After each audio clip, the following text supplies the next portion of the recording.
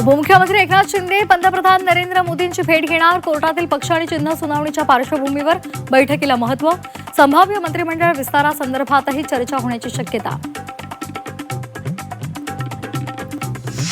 ठाकरेंचे 6 फुटीर खासदार पंतप्रधान मोदींच्या भेटीला. शिवसेनेच्या 6 खासदारांसोबत मोदींची ब्रेकफास्ट पे चर्चा.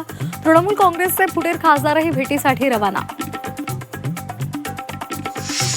प्रशांत किशोर यांनी घेतली सुनेत्रा पवारांची भेट. दोन्ही नेत्यांमध्ये 6 तास चर्चा.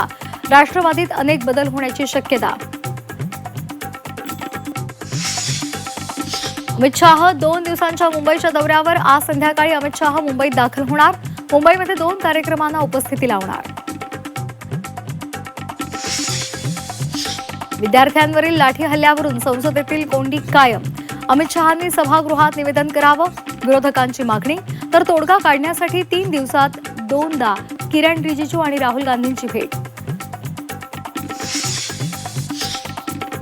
राष्ट्रवादी ओबीसी महासंघाचं आजपासून 11वं अधिवेशन. बंगळुरूमध्ये मुख्यमंत्री देवेंद्र फडणवीस आणि DK शिवकुमार यांच्या हस्ते उद्घाटन होणार.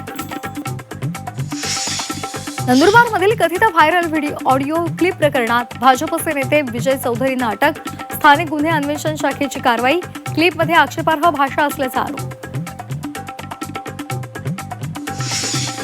मारकुट्या रमेश म्हात्रेची राज्यातून तडीपारी होणार. आरोपपत्र दाखल होईपर्यंत राज्याबाहेर राहावं लागणार. जामिनासंदर्भात मुंबई उच्च न्यायालयाकडून मोठे संकेत. तर पासपोर्ट न्यायालयाकडे जमा करावा लागणार. इमाम नगरसेवक मतीन पटेलला अटक. निदा खान प्रकरणात समन्स मिळाल्यानंतरही न्यायालयामध्ये हजर न राहिल्यामुळे नाशिक पोलिसांची कारवाई. मुंबई पुणे एक्सप्रेसवेवरील कनेक्टिंग लिंक बोगद्यामध्ये मध्यरात्री भीषण अपघात. भरधाव कारची मालवाहू टेम्पोला जोरदार धडक. अपघातामध्ये एकाचा मृत्यू, 1 जण जखमी. राज्यातील अनेक भागात मुसळधार पावसाचा इशारा. कोकण, गोवा, मध्य महाराष्ट्रामध्ये पावसाचा जोर कायम. मराठवाड्यामध्ये वादळी वाऱ्यासह पावसाची शक्यता.